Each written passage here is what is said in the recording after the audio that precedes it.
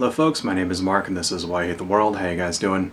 So, it's been a while since I've made one of these things I don't care about videos. You know, it's kind of hard to do this when we're faced with the threat of nuclear war. You know, there are a lot of things to care about, but in the meantime, you know, stuff sneaks through the cracks here. So let's move on. First and foremost, let's see. Ted Cruz got busted accidentally liking porn on Twitter. That's funny, you know, because Ted Cruz is part of the moral majority crowd. In fact, if you ever listen to Ted Cruz talk, he sounds more like a preacher and not so much like a congressman. So, you know, it's always the people who protest too much that have the problem with the porns and the, living, scandalous lifestyles and such. But it's good to see that on the inside, you know, Ted Cruz spanks it just like the rest of us. It's just a fucking, you know, just another example of a hypocritical Republican. What you gonna do? Tomi Lauren was fired from the Blaze a little while ago and she got hired on at Fox. That made the news for some reason. I think that's a good fit, actually. You know, she fits there rather well. She's kind of, very attractive, highly conservative, poisonous, toxic blonde person. And she's going to a network notorious for reporting fake news. You know, seems like a match made in heaven to me. So, let's see. Milo Yiannopoulos and was at an alt-right rally at Berkeley and it got canceled and nobody cared. So that was another thing. That seems to be Milo's, MO nowadays since he got booted out of Breitbart, is that now he's trying to do the Ann Coulter route and, cause controversy and stuff to make himself look famous. And so he tried to put on this rally in, Berkeley, and it got shut down because he didn't have the right kind of permits and all that other stuff. And then as it turns out, the people at the college and the police tried really, really hard to get him to get this rally going, and it's almost like, Milo sabotaged it on purpose so that he could tell people that it got canceled. And, it didn't work. It fell flat. People saw right through it. The guy's still a loser. What you gonna do? Let's see, what else?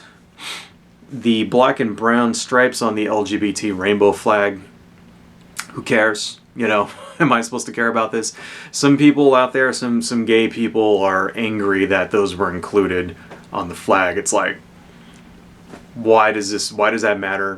Whether it's there or not, it seems like that flag celebrates diversity anyway, so I think it should be there. I have no problem seeing it there. I mean, what you gonna do? What else we got here?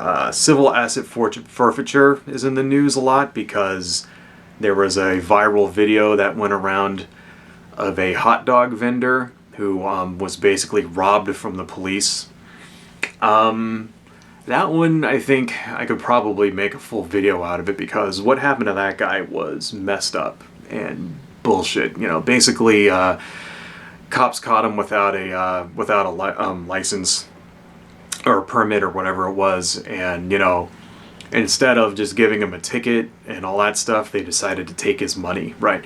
Well, the way the law is written is that first off, any money that they confiscate, he has to jump through lots and lots of legal hurdles in order to get back, right?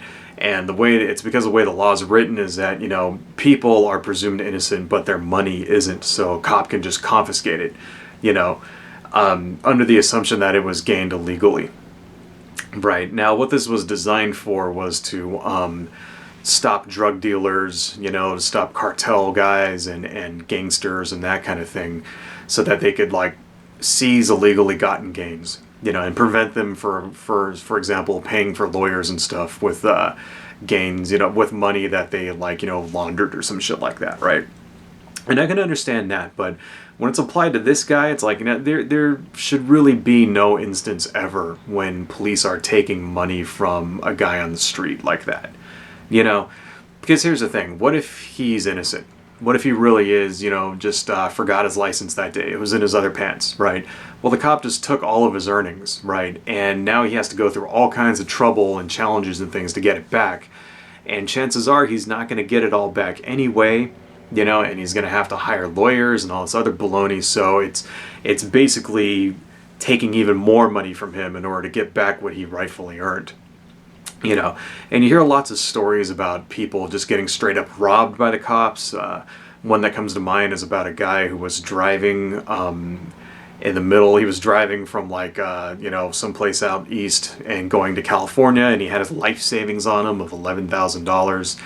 And, cop pulls him over, sees the cash, takes it under the assumption that he's carrying it to buy drugs with.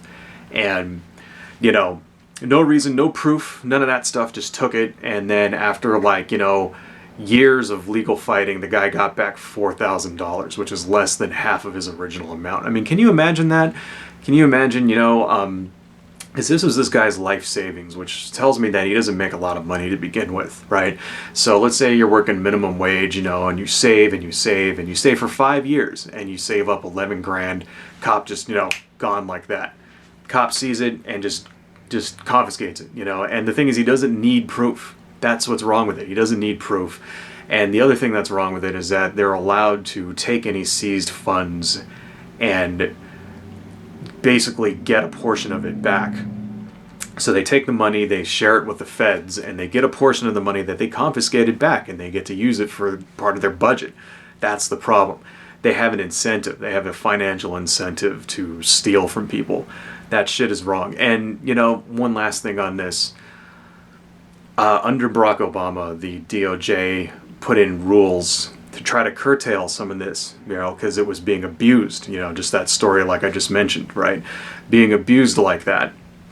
And Donald Trump has reversed that rule. So, when you see the cops robbing people, right, just remember Barack Obama tried to stop that, and Donald Trump enabled it. So remember that when you go vote, folks, because voting matters.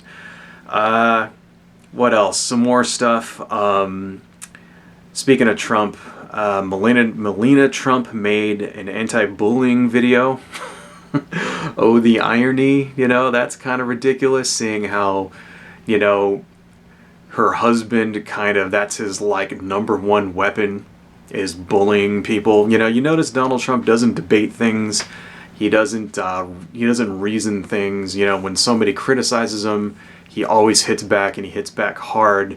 And he usually comes up with a stupid name that, calls him Rocket Man, Little Marco, Lion Ted, stuff like that. Right.